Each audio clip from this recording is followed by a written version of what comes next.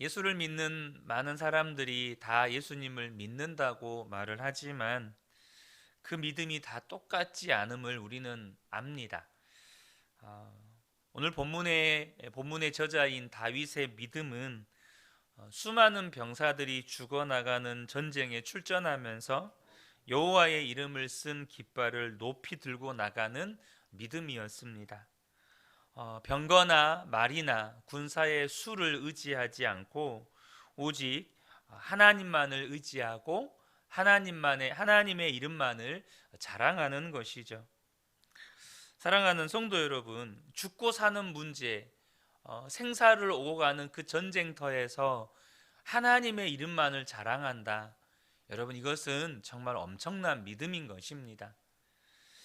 중요한 사실은 예수님을 믿는 성도도 이처럼 자랑이 바뀐 사람입니다. 여러분, 예수님을 믿는 성도의 자랑이 뭡니까? 우리의 자랑은 세상의 즐거움이나 세상 사람들이 자랑하는 돈이나 권력이나 혹은 명예 이런 것이 아니라 오직 예수 그리스도만이 자랑이 된 사람이 여러분 성도요 그리스도인인 것입니다. 사랑하는 성도 여러분, 우리도 지금 다윗과 같은 전쟁터에 있지는 않지만 때로는 우리의 삶에 너무나도 위급한 환난을 당할 때가 있죠. 그때 저와 여러분의 자랑, 또 저와 여러분의 오직 의지하실 분이 예수 그리스도가 되시기를 축복합니다.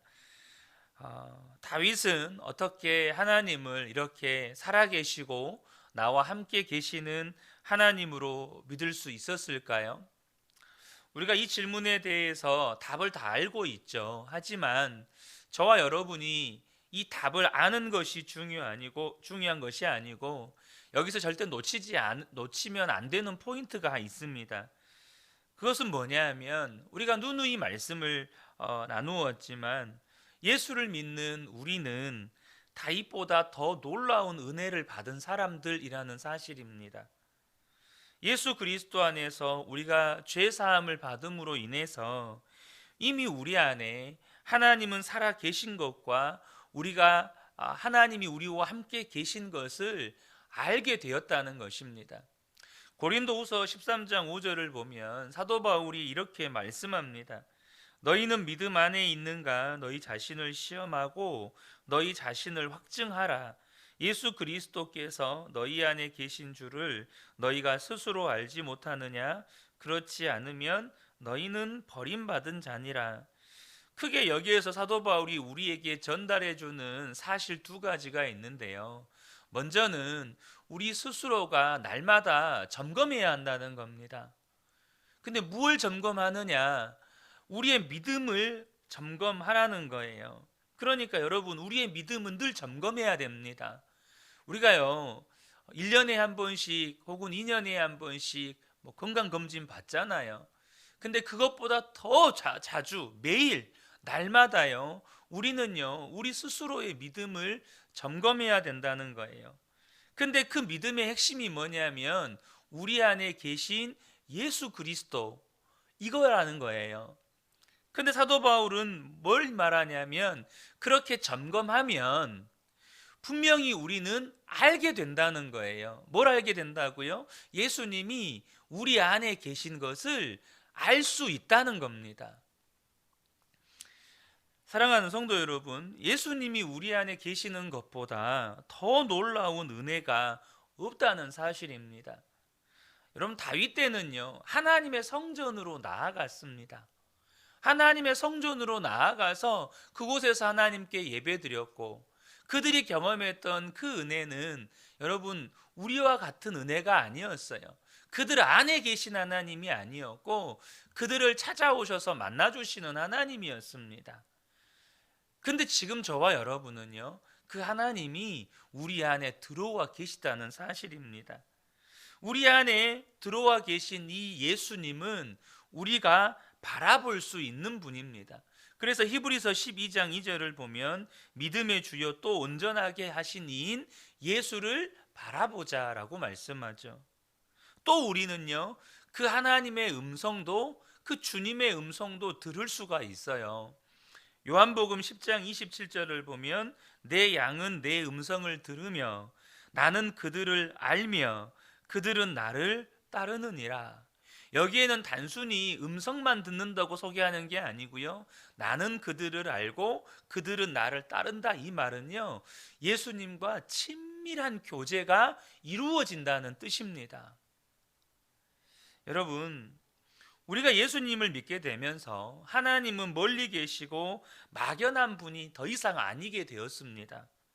살아계신 하나님, 늘 나와 함께 계신 하나님이 되셨어요. 자, 문제는 어떻게 그 하나님을 믿어도 다윗처럼 믿을 수 있느냐는 거죠. 여러분, 우리가 방금 앞서 나누었던 이 고린도후서 13장 5절의 말씀, 히브리서 12장 2절의 말씀, 요한복음 10장 27절의 말씀, 다 우리에게 주신 약속의 말씀들입니다.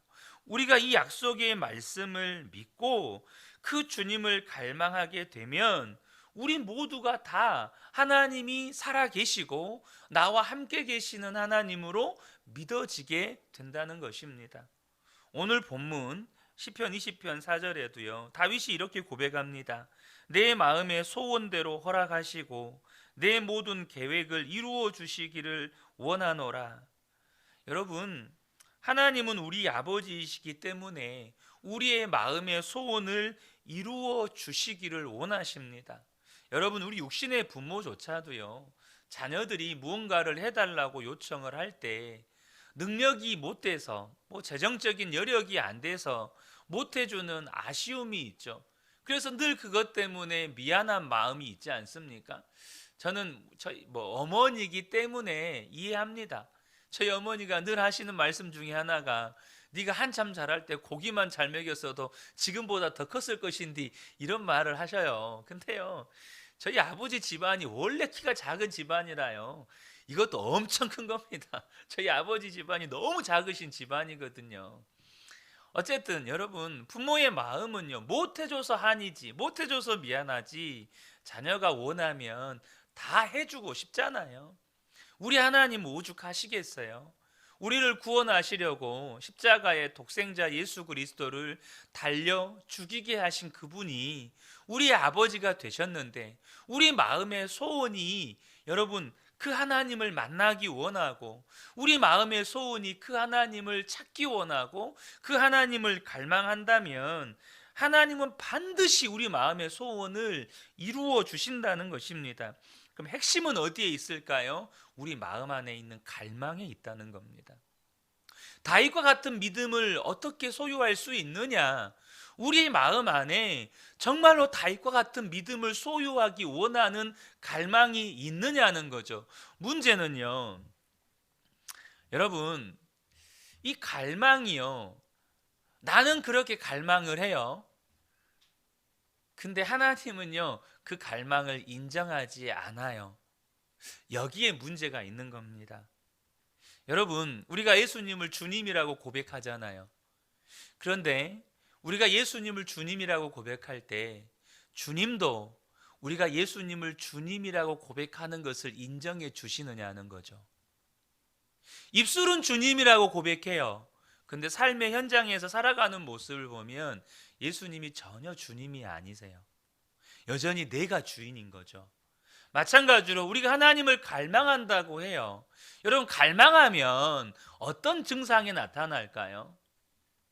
예를 들면 제가 엊그저께도 그런 말씀을 드렸죠. 어떤 사람이요 주식에다가 자기 퇴직금을 투자했어요. 그러면 그분은요 시선이 어디에 가 있을까요?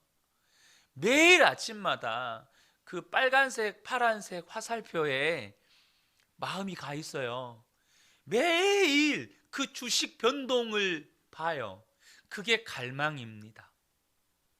여러분, 그게 갈망이에요. 저는 주식을 잘 모르고 어떻게 하는지도 몰라서 잘 모르는데, 주식을 해봤던 분에게 들어보면 정말 이거는 매일 수준이 아니고요, 시간 혹은 분 단위로 그 핸드폰 어플 이 주식 오르고 내리고를 시간 단위로 본대요. 시간 단위로 그걸 본대요.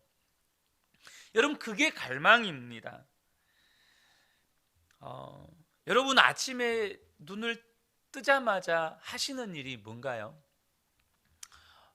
물론 제가 이제 예수 동행일기를 쓰면서 이번에 이제 아카데미를 다녀와서 이제 그 아카데미에 참여하시는 목사님들과 함께 이렇게 이제 예수 나눔방 동행일기 나눔방이 하나 더 만들어졌거든요. 근데 그 목사님들 특별히 우리 소그룹을 리더하시는 그 목사님을 보니까 그 목사님은 아예 일기에다가 주님을 부르며 아침에 일어납니다. 항상 그걸 쓰시더라고요. 항상 주님을 부르며 아침에 눈을 뜹니다. 뭐 이렇게 써요. 사실 저는 그 전에 예수 동행 일기를 쓸 때 그렇게까지 쓰지는 않았거든요. 근데 제 안에 30년째 이어오는 신앙의 습관이 하나 있습니다. 그게 뭐냐면 아침에 눈을 뜨면 하나님께 기도하고 저녁에 잠들기 전에 하나님께 기도하는 습관입니다. 제가 중학교 1학년 때 14살 때죠. 시골 교회에서 부흥 집회를 했는데 그 부흥 집회 강사 목사님이 자신이 예수님을 믿고 가지고 평생에 가져오신 습관이 있대요. 그게 뭐냐면 아침에 일어나자마자 잠자리에서 일어나면 그 자리에서 무릎 꿇고 하나님께 기도하고 또 잠을 자기 전에 하나님께 기도하는 습관을 가지신대요. 근데 꼭 그렇게 해보라는 그 말씀이 그때 14살이었던 저에게 굉장히 인상적이어서 그때부터 시작한 삶의 습관 중에 하나가 뭐냐면 아침에 일어나자마자 기도하고 저녁에 잠들기 전에 기도하는 습관입니다. 딱 그게 올해로 40년, 아니 30년이 됐습니다. 그런데 그렇게 아침에 눈 뜨자마자 주님 부르고 하나님 앞에 기도하고 또 저녁에 잠들기 전에 그렇게 하나님께 기도하는 습관을 가질 때 제가 부인할 수 없는 고백이 하나 있는데요. 그게 뭐냐면 하나님이 저의 삶을 인도하신다는 것입니다. 하나님이 저의 삶을 책임지신다는 것입니다. 여러분 어떻습니까? 중요한 것은 우리 안에 하나님을 갈망한다고 해요. 이제 갈망한다고 하는데 그 갈망을 하나님도 인정해 주시느냐는 거예요. 내 안에 주님을 만나고자 하고 주님을 찾고자 하고 정말로 주님이 내 안에 계시고 나와 함께 계신다는 것을 내 삶에 경험하기를 원한다고 우리가 입술로 고백은 하는데 그것의 그 갈망을 하나님이 정말로 인정해 주시느냐는 겁니다. 여러분 분명한 것은 얘는 정말로 나를 갈망하는구나. 얘는 정말로 나를 찾고 또 찾고 있구나 라고 하나님이 인정하신다면 여러분 우리의 삶에 우리 가운데 하나님을 만나지 못할 사람이 단 한 사람도 없습니다. 하나님 반드시 만나 주시고 우리의 삶을 인도해 주십니다. 여러분도 인생 가운데 경험해 보셨겠지만 우리가 하나님을 갈망할 때가 와요. 사람마다 다 주님을 갈망할 때가 옵니다. 그게 언제입니까? 모든 도움이 다 끊어지고 내가 의지했던 모든 것도 다 끊어지고 인간관계도 더 이상 의지할 수가 없고 어떤 것도 의지할 수 없을 그때 소위 말해서 진짜 환난을 당할 때죠. 그때가 되면요 정말로 하나님에 대한 갈망이 일어납니다. 하나님 정말 살아 계시다면 저 좀 도와주세요. 저 좀 구원해 주세요. 그런데요 많은 성도들이 그렇게 환난을 당해서 하나님 앞에 나오는 것을 창피하다고 느끼고 또 하나님 앞에서 죄송하다고 느끼고 이런 나를 받아주실까? 내가 편안할 때 주님 안 찾았는데 편안할 때는 주님도 그냥 주님도 없이 없는 사람처럼 살았는데 그런 하나님이 이런 나를 받아주실까? 이런 염려도 돼요. 그런데 여러분 절대로 부끄러워할 일이 아니라는 것을 아셔야 합니다. 왜 예수님께서 굳이 탕자의 비유를 성경에 기록해 놓으셨을까요? 그렇게라도 주님께 나오라는 겁니다. 그것이 하나님이 너무너무 기뻐하는 일이라는 거예요. 그렇게라도 주님께 나오는 걸 하나님은 너무 좋아하신다는 겁니다. 여러분, 하나님은 우리가 편안할 때는 하나님 잊어버리고 힘들고 어려울 때가 되어서야 하나님을 찾게 되는 그런 연약한 존재인 것을 하나님 다 아십니다. 하나님이 진짜 걱정하는 건 뭐냐 하면 환난 당할 때조차도 환난을 당했는데도 하나님께 나오지 않는 것입니다. 환난을 당해서 정말 하나님을 찾을 때인데도, 정말 하나님 앞에 엎드려야 할 때인데도 하나님을 안 찾는 거예요. 여러분, 암에 걸리면 다 하나님 찾을까요? 안 그렇습니다. 저희 작은 아버지도 젊었을 때 신앙생활 하셨거든요. 교회 다니셨어요. 근데 후두암 판정받고 후두암 말기가 되셔서 이제는 죽음을 앞두고 있는데도 하나님을 안 찾으시더라고요. 그 입에서는 온갖 저주의 말들이 나오더라고요. 여러분, 하나님은 환난을 당하면 하나님께 나오라고 우리에게 초청하셨습니다. 시편 50편 15절에 보면 환난 날에 나를 부르라 내가 너를 건지리니 네가 나를 영화롭게 하리로다. 환난 날에 주님을 찾으라고 말씀하셨어요. 하나님은 우리에게 환난을 당했다면, 의지할 곳이 사라졌다면 하나님께 나오라고 말씀하셨습니다. 평상시에 내 마음대로 살다가 환난 당할 때 하나님 앞에 나오는 것을 부끄럽게 여기지 말라는 거예요. 어쩌면 그것이 하나님의 계획일 수도 있는 겁니다. 여러분, 환난은 변장된 하나님의 축복이라는 사실을 아셔야 합니다.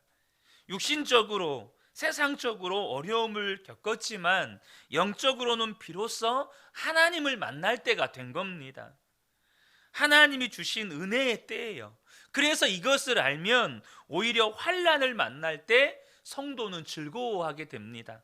로마서 5장 3절과 4절을 보면 다만 이뿐 아니라 우리가 환난 중에도 즐거워하나니 이는 환난은 인내를, 인내는 연단을, 연단은 소망을 이루는 줄 알미로다.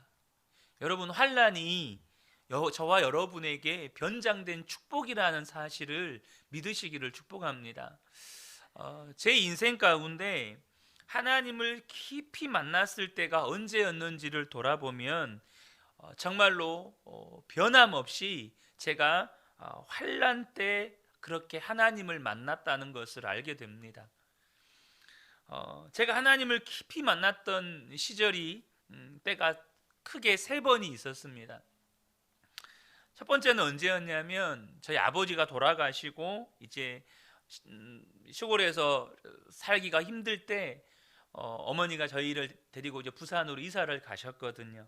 근데 뭐 IMF 경제 위기 닥치고 경제적으로 너무 어려웠을 때 그때 누님이 자살을 선택하고 그 2, 3년의 시기 때 그때 당시 저는 고등학생이었는데요. 성경책을 들고 다니면서 쉬는 시간마다 성경을 읽었었습니다. 쉬는 시간마다.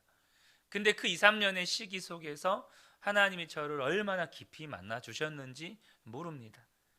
또 한 번은 군대를 전역하고 이렇게 사고로 무릎을 다쳐서 4번의 수술과 재활을 반복할 때 하나님을 얼마나 갈망했던지 저 혼자 100일 작정 특별 새벽 예배를 했습니다. 혼자서 그냥.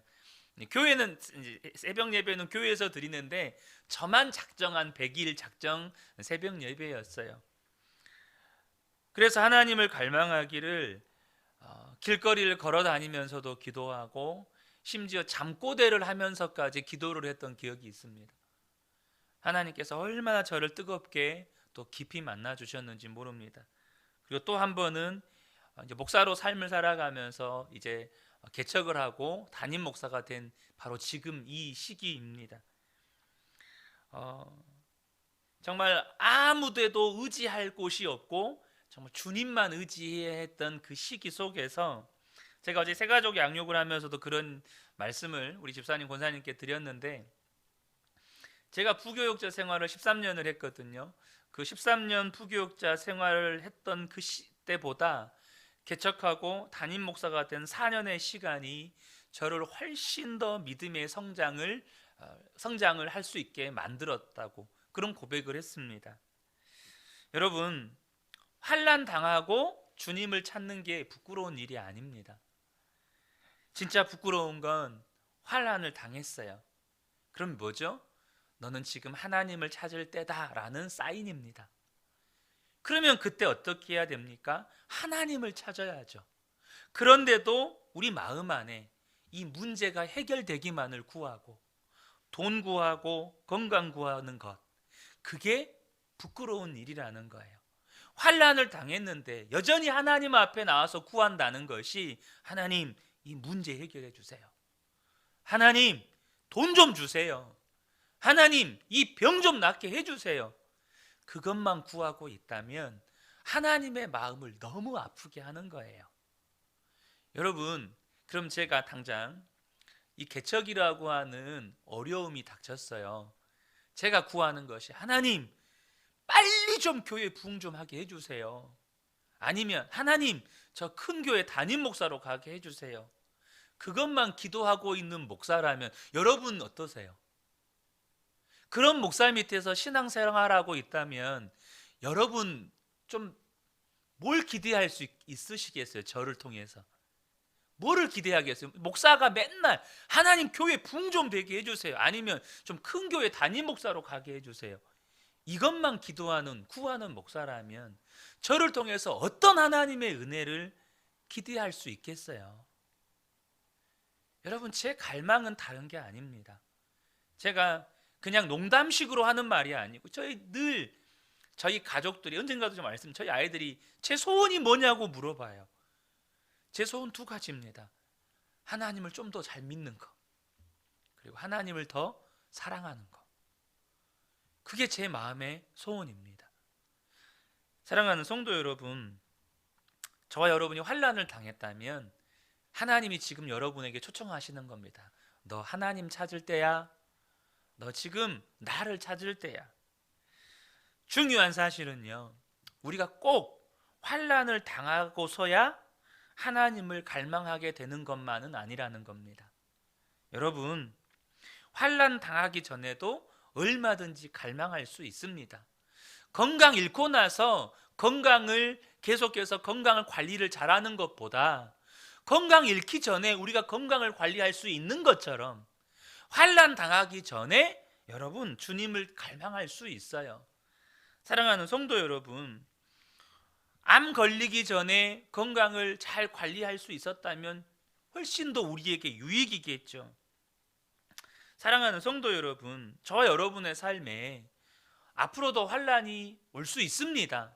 그러나 여러분, 환난 당하기 전에 하나님을 찾고 갈망한다면 그 환난은요, 우리에게 환난이 아니라 또 다른 은혜의 장이 되는 겁니다. 놀라운 축복의 장이 되는 거예요. 사랑하는 성도 여러분, 저와 여러분이 환난 당하기 전에 주님을 찾고 갈망하는 지혜로운 분들이 되시기를 축복합니다. 그래서 오늘 하루를 살아갈 때도 정말로 주님을 찾고 또 주님을 갈망함으로 인해서 오늘 하루를요, 주님을 만나는 하루로, 주님과 동행하는 하루로 살아가셨으면 좋겠습니다. 그래서 오늘 하루도 주님께서 나와 함께 하시는 충만한 은혜가 우리 모든 성도님들에게 임하시기를 예수님의 이름으로 축복합니다. 아멘.